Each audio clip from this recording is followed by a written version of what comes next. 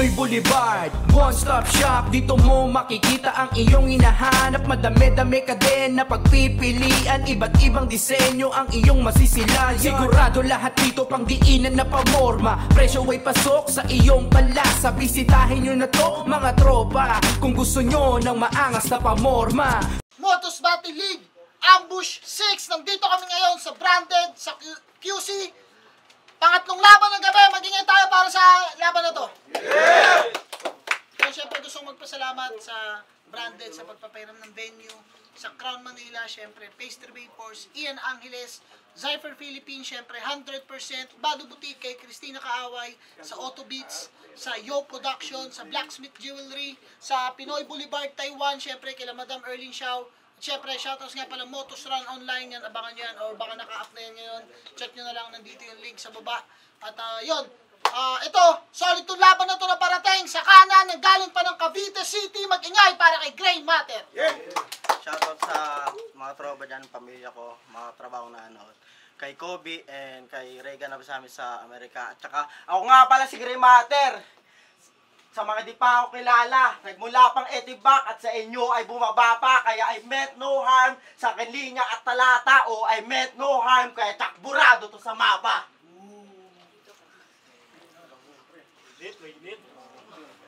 Sa kaliwa naman, nanggaling pa ng Tondo, Manila, mag-ingay para kay Harm A. Yeah, rap, your boy, this Harm to the motherfucking hell, alam niyo namin. Rest in peace kay Romano, man. Siyempre, rest in peace kay Beo Romano. Siyempre, shoutouts din sa Hagda, kay Ama. Shoutouts sa inyo. Pero nag-coin toss kami. Nanalo si Gray Matter. Pinili niya mauna. Unang banat para kay Gray Matter. Ambush 6. Pakinggan natin. Yo! Ginawa kong impyerno ang imperyo. Oo, yung tema ay sinet. Kaya para malito kung bakit puwego yung next event. Tapos sa aking init, ito yung hirit at pilit, igigiit, pes antimano, sip sa paso, kasi di ka didikit, kaya Motos Game! Isa kang rapper na baduy, siya ay vet na ox lang. Nung sinabi niya Harm, uy, expect ko si Long Bomb. Kasi Harm, ang puta. Sa unang dinig, panto ng bini, ang sabi, kokako. Pero sa unang titig, mukhang hindi rin naman yon malabo. Kasi Harm tas linya, puro lamang gasgas. Buhay na patunay na dilat ng AI advance. Kaya wag mo na ipilit. Miski A2C sa Harm ang ikabet, mano isingit. Sana tanggapin yan at iyo rin naman na maisip na di mo kayang manakit. Gamit-gamit mga titik. Pero si Harlem din yan dati, bago nagpalit si Tito. Kasi may Harlem na dati, yung Harlem dun sa Schizo. Kasi 3D at Supremo, mga sampal yun sa pisngi mo, mga di kailangan magpalit para sa kahit na kanino. Meron lang na una, nagpalit ka na. Napakawak mo, gago. Ako nga Eli ni Ben, tangina. Puta, nagpalit ba ako? At real name mo yon, para kinaya mo pa nga lang binigay ng kinang ina mo. Ba't kasi papalit-palit ka? Naalala ko tuloy yung binadibag ko. Hindi. Nung Novelus, litaw pagawak mo bilang MC. Kasi pilit kinukumpara yung kalaban niya kay Tupac. Kasing taba naman ni Biggie. Kesyo daw makabeli, ululintik ka. Mas bagay sa iyon kasi sa ML bida-bida, kakampi niya, nagmamaktol. Kaya nga, Tupac yung hinayupa kasi gusto lagi niya siya core. Oops. Ito na ba yung veterano? Any wordplayan ko lang dito? Dapat obvious na yung reference. Pinakita ko lang sa gago paano maging Motos represent. Kasi undefeated sa sunugan. Grabe kung magbida. Ilaban mo 3 lang. Puta promo pa yung isa. Pes ako, 7 panalo siya siyam na laban sa Motos pa nga mismo. Na kung yung champ sa ibang liga ay talunan pagdating dito. Kayo inaasahan mong karir. Kala mo dito mag-a-appear. Ulul ka harap mo pioneer. Magmumukha ka lang bagito. Time na, pag ganon. Time. Pag-unang banat para kay Harm A. Yo! Dahil alam no? Grabe ang boring. Anong ML? Di ako nagkaganon, tol. Pag ako nag-ML, money laundering. Wala tang pulubig Palag-palag to kahit kanino. Kahit nga nasaan pa man. Basang-basa nga lang yung estilo. Parang piyesta sa San Juan. Pag nagra-rap ka, di maintindihan. lunukin mo na muna kaya yung mga kinakain mong pagkain. Para maunawaan ka lamang, kailangan ka munang unawain. Sana pala, di na lang sumipot. Tong rapper na ang galing-galing. Puro forma, pero tignan nyo yung suot. Wala pa rin kadating-dating. Maya-maya lang, maiintindihan mo nang ako ay Bigfoot talaga. Matapos kitang murderin ngayon dito na parang ingrown sa paa. Patay gutom na umaasa na matulungan siya ng masa. Araw-gabi baka sakali na mapuno ang kanyang lata. Basura sa kalsada, yung pamilya mo taong grasa. Kayo-kayo yung mga tinatago ng gobyerno natin sa tuwing dinadalaw tayo rito ng Santo Papa.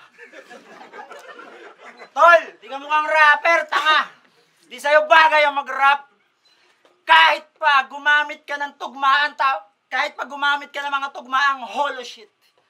Kikwelyuhan lang kita palabas ng hip-hop kahit di ka naka-polo shirt. Tangina, bad boy talaga ako. Kaya nga laging may yosi na hawak. Parang si Robin pag lumakad. Kinasuhan pa ng barel galing sa korte yung warrant. Habang ikaw si Katsupoy, nag-headband pa. Habang ikaw si Katsupoy, ang bukod tangi kong lodi at hanap. Kahit saan mo dalhin, tignan nyo naman, napaka-pogi bumanat. Hati pa dati yung buhok niyan. Ganyan na ganyan, nung hinati ni Moises yung dagat. Tangina, sino ka ba, boy?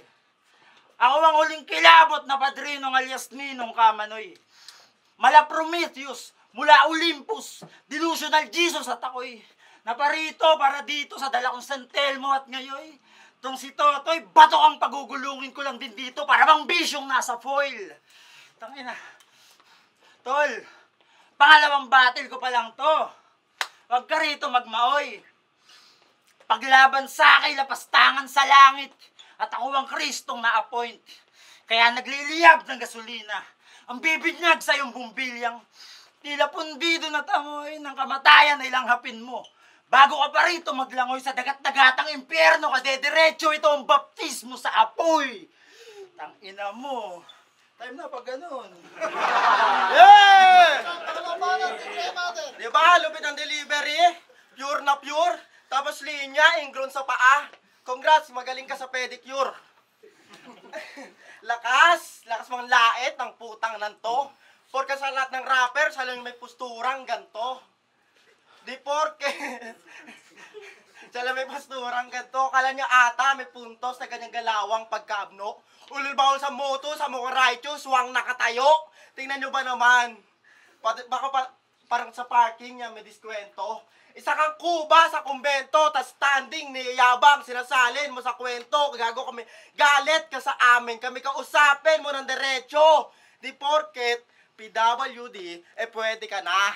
Nabubuwang ka na ata, isa iyong kakurba, lubos ka ng kawawa, tinutokso. Hanggang lumuwa, at yung mata ay mamagana kasi sa lahat daw kasi ng kuba, ikaw lang walang kampana. Tas virgin since day one, sobrang sakit nyan insan. Wala ka na ngang nabibembang, wala ka pang kalembang. Sobrang dami mong diferensya pare. Di ka trip ng mga anghel. Kung ito compliment battle, makakatipid ako sa papel kasi nagpipiso lang ang presyo, nakitikiti lang sa liblib. Kung pag nag-rap ka, parang ang laging kinikiliti dyan sa leeg na hindi makatuwid. O lagi kang nakatupi, may maayos nga na pick, pero nakasando kang puti. Oo, pag titripan ko lang tumukan sa construction na reliever. Kaya kahit anong ganda tsaka nice ng iyong bawat diniliver, taglay mo pa rin yung vibes ng isang golden retriever. Kaya pinapaya mo lang dito yung explicit, Mongol unit, tsaka na yung 7 heads. Ano yung lakas grupo, lakas tsamba, ulul walang sinabi, dami mong cruise kapag ako na nagpakara kasi kailangan mo pa. Anino ng iba, aba madali lang to pestihin kapag ako gumamit ng mga anino kahit na solo leveling. Di ba patay na yung ina, pues wag kang mag-alala. Pupunta ako sa pansyong at i-arise ko ang iyong mother. Tas bigla akong sasamon para paluin ka ng hanger. Kaya bugbog, di na malayan sa dami ng suntok. Siya'y nahilo bago kayatid. Sa kamatayan, dinaan ko muna sa biro kasi laughter is the best medicine. At ito yung sagot iyo na kung bit-bit ni harm sakit. Pes ako yung gamot dito. Time. Parang si Ryan Agoncillo. Ulul. PWD daw. Ang ina mo, nahirapan tuloy ako sa'yo. Halatang meron kang green card. Pero adik ka na yata kakahanap ng angulo ko. Mukhang kailangan mo na rehab. Kinangina mo. Bobo ka kasi. Di ka uubra sa akin ginoong gray matter. Crucial na agad. Mukha mo wala pang third quarter. Pag ganito, mukha dapat laging may face towel. Bukod sa pisngi mo, wala na sa yung well-rounded. Wait lang, sir. Yung style mo pang first timer. Class S na ako, class mo pang squatter. Personalan na agad na parang spider. Tas ako si Kurapika ng Hunter x Hunter. Ganyan mag-rap pag nagtanghal. Parang artista na sa teatro. Laging na lang nag-aambag palagi ito ng mga bago. Salamat sa lahat ng palakpakang kapiraso at patawad kung salat sa halakhakan tong likha ko. Nakafocus ka sa crowd. Sa reaksyon ng mga tao. Ako focus lang sa craft na aking kinabisado. Nalimutan itong clown na merong maguhurado. Kaya yung hangad niyang crown, nasa ulo ko na nga to. Pero sapat lang. Kasi nga, wala ka namang silbi, walang pakinabang, di kita kailangan na putang ina ka. Kahit di ko sabihin, yung nanay mong may favoritism, halos di ka kilala. Sa bahay nila, tigas yan. Tigasaing at iba pa. Ironic na may matter ka sa pangalan, pero sa inuuwian mo mismong tahanan, halos di ka nagmamatter talaga. Aminin mo na. Huwag ka na parang nanlilito pa. Di ba pangatlo ka sa 5 magkakapatid? O, sa ito ka. Diba? Super tagal ko nang naglilibot. Sa iba't ibang lugar pa ako nag-iikot. Tapos si Gray Matter lang pala yung nakatagong misteryo sa likod ng mga Da Vinci Code. Ang inanto mo ay Da Vinci Code.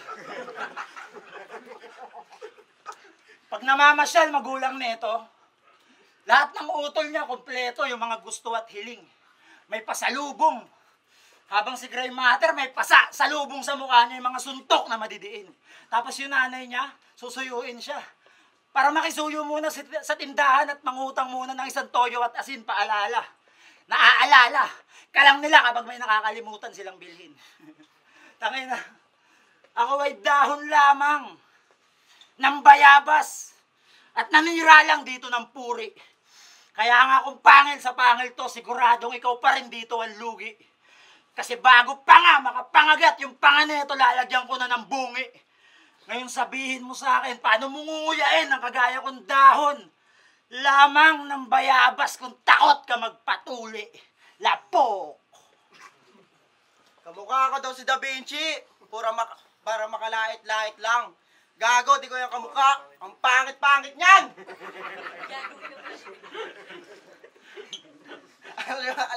Alam niyo ba may battle sila sa... Alam niyo ba may video battle sila sa Airside? Pero sa unang beses na udlot, ganon ka kasupot. Sa venue na nga lang, sa bahay na nga lang venue, hindi ka pa sinipot. Pero natuloy naman. Pero parang di rin okay kung iisipin nyo. Kasi yung views wala pa sa 4K. Parang quality ng video mo, real talk. Puta, mag-invest ka naman. Yan ang tip ko, idol. Maghahablot ka na nga lang, puta, hindi pa iPhone. Tas sala sa init, sala sa lamig. Di ba yan ang nasa verse mo? Kaya pala sala sa init, sala sa lamig. Yung pader nyo, yero! Oo, niyabang pa tuwing gabi. Presko. Pero pagsapit na tanghali, pre-trial sa impyerno, panay ka video bat, kita ko to libaut sulok ng bahay nyo. Mapasala man o banyo, boys nyo na tabo, cup noodles nyo na baso, ang matindi, buhay pa rin yung mighty nyo na plato. Kung sikat lang mga battle mo, malamang kinakaya ka sa SOCMED. Sa background, laging nakasabit, mga brief mo na lost thread, kaya bistado ka na kap.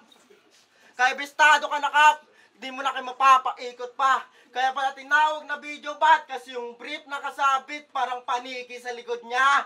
The longest na video battler. Kokote ay kokonti lang. Kung galit kayo sa cellphone nyo, wag nyo na sanang mumultihan. Pero galit din yan sa Google Rapper. O sa mga rapper na gumugugol talaga. Porket siya tang ina. Yung Google sa Google, ginugoogle niya pa. Galit ka sa Google Rapper. Kesyo di makakapag-rap kapag walang internet. O yung sense mo mahina. Video butler ka, di ka rin makakapag-rap kapag walang teknolohiya. Tanga-tanga. Kaya Hagda, ito na ba yung pamantayan nyo? Puta di ako mapantayan. Apak-apakan ko lang itong bago. Sapatos na bininyagan kung manguna ang gusto mo, balikan ng pinuntahan, upgraded kami dito, sus naman, malabo kang mag number 1. Malabo kang mag number 1. Kaya Sir Seth, ano ba to? Paulit-ulit na lang. Tinatapat kadalasan, puro multi-alam, mira, arche, body bag. Automatic tsugi na yan. Kung bibigyan ako nonsense mag-rap, puta sikilan na lang. O ubusin na lang lahat ng komedyanteng sa ligang natitira. Sisimulan ko sa pinakamalupit. Siya boy, ano na? Hindi, joke lang. Ayoko lumampaso ulit ng nilampaso ko na. Kasi ako ay magsisiga, tabilat ng nagbibida. Gagawin kong impyerno ang imperyo. Oo, abo lang matitira. Dahil mong ano eh, no? Hiningin na neto, longer na bentong. Hindi maawat eh, no? Nilalahit mo pa yung bahay namin. Halong hair na bentong. Eh, ikaw nga, tangina mo, tinitigyawat ka sa aircon. Tinginan to. Bida-bida.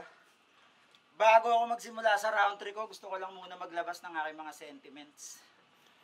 Side, kala ko ba veterans move ko si Blitzen? Ba't binigyan mo ako ng ganito? Pilit na rapper represent. Tangina. Di ko tuloy malabas yung 100 ko.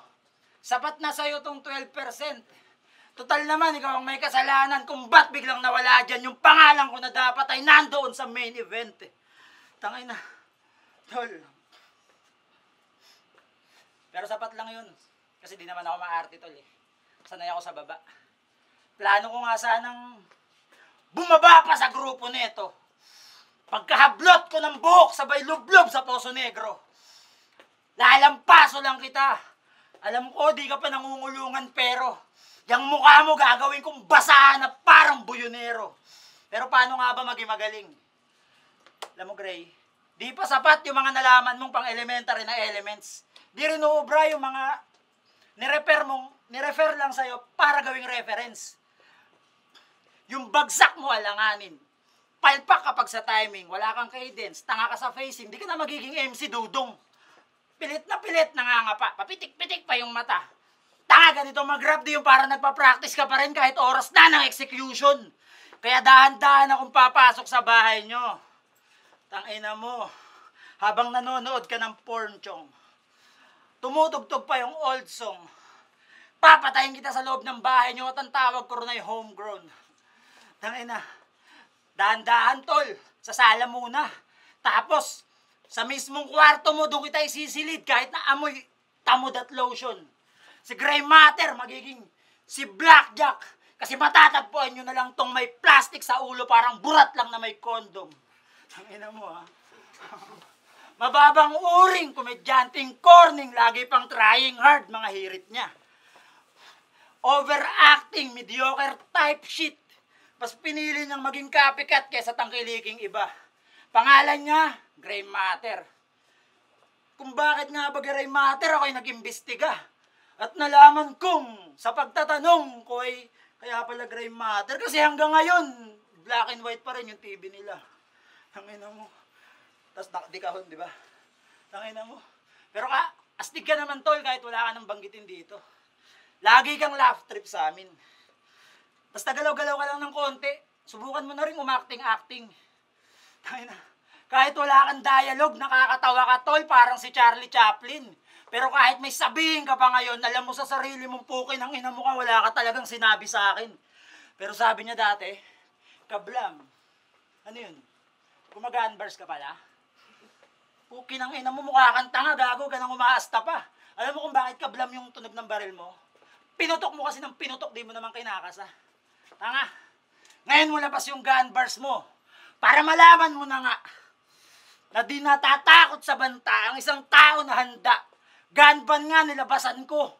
Yung supot na gun bars mo pa kaya.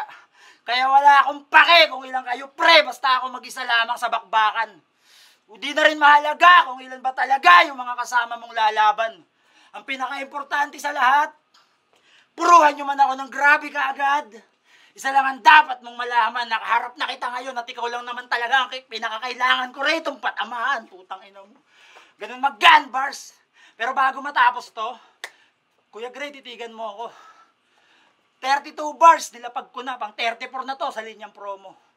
Sinagad ko talaga lahat. Lahat ng sa akin, bigay todo. Pati yung mga inipon ko para sa dati at para sa pukin ng inang susunod pa, akin ang inabono. Kaya pagka-bangko kay Gray Matter, abangan nyo na lang to sa TV na makuha na rin yung bangkay niya at dali ng soko.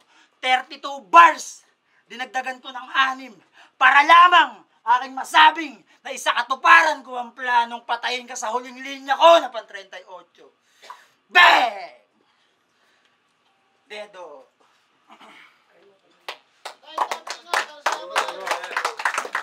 Motos van, bawal malambot. Kundi makakatay, balagbagan. Kunin mo ang tao, ang digmaan. Focus lang. Patay ang mga hindi nakahanda.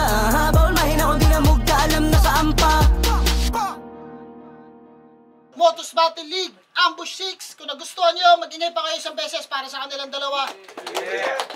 Siyempre, gusto kong magpasalamat sa Branded sa pagpapiram ng venue palagi. Kay Papa Benji sa Hypebeat, Real Jokes, siyempre Black Manila, Unhinged, sa Egocentric, sa Yo Production, siyempre maraming salamat palagi. At Motos Run Online, yan, check nyo yan. At yun, VIPs, papalo na lang din ang page, Madshot. At ayun, pero ang boto ng hurado, 3-0, mag-ingay para kay Gray Matter. Shoutouts kay Harmay. Yo, yan. Pero, ano ako sa sunod, parang hindi ka satisfied sa performance ko. Yo. Shoutout ko yung nanay ko. Salamat sa pagsama sa akin. Sobrang dami kong hearing, 4 kaso ko, men. At 2 days prep lang yun. Kaya, salamat, nakatapos na rin. Shoutout yung pinsang ko si Ann. Salamat sa jeep ko. Dala mo na kung sino ka. Sa mga kakosa ko, kay Mayor Jason ng 2, kay Tatay Ambo ng 7, kay sa mga nag-alaga sa akin sa lahat ng komando. Maraming salamat sa inyo mga kabalat. Let's go! Ikaw, si Naim. Ito yung battle na sabi ko, masasabi si Gray Matter yung binoto ko, pero si Harmay talaga yung na-enjoy ko. Kaya ang pumasok ko na ginudge ko siya per round. Round 1, binigay ko kaya na yun kay Gray Matter, round 2 kay Harmay. Sa round 3 nga sana parang kaya pa Kaya lang medyo sa haba siguro naging dragging. Kaya ganun din siguro tingin ko yung nakita ng defense. Kaya binoto ko. Palakas boss. Yun, binoto ko si Gray Matter. Round 1 nila, sobrang liit yung round 1 nila. Tinabla ko yun. Tapos round 2, dahil sa mga starter ni Gray, binigay ko siya ay Kuya Harmay. Tapos yung round 3, ganun, malakas yung round 3 ni Gray Matter, pero yung round 3 ni Kuya Harmay, medyo parang pansin mo na parang bumaba siya ng kaysa doon sa mga nauna niyang rounds. Kaya parang binoto ko si Gray Matter dahil dun sa overall performance, kahit medyo may mga konti siyang starter, pasok pa rin. Palakas boss. Yun, Espero, Tacoma. Binoto ko ng round 1 si... Mas malakas yung round 1 nila pareho, pero binoto si Gray Matter. Feel ko mas lumalanding yung mga punchline niya. Mas may moment siya doon. Round 2, hindi ko masabi kung kay Gray Matter na ba talaga o kay Harmay. Feel ko bitin yung kay Gray Matter, tas sobrang overtime naman yung kay... bitin yung kay Gray Matter, tas overtime naman yung kay Harmay. Kaya tinabla ko na lang sila doon. Pero yung round 3 siguro bibigay ko siya kay Gray Matter ng sobrang kaunti lang. Feel ko yun, parang same nang nangyari nung round 1. Mas may moment siya sa akin dun. Kay Harmay, hindi ko alam kung dun ba sa pacing niya pa nagkakaroon ng problema. Kasi feel ko okay sana yung sulat niya kasi hindi siya lumalanding para sa akin ng kung paano niya sinulat. Kasi nakikita ko sa sulat niya okay naman, kaso yung paglanding mismo ng punch, hindi siya naman. So, Gray Matter, round 1, round 2.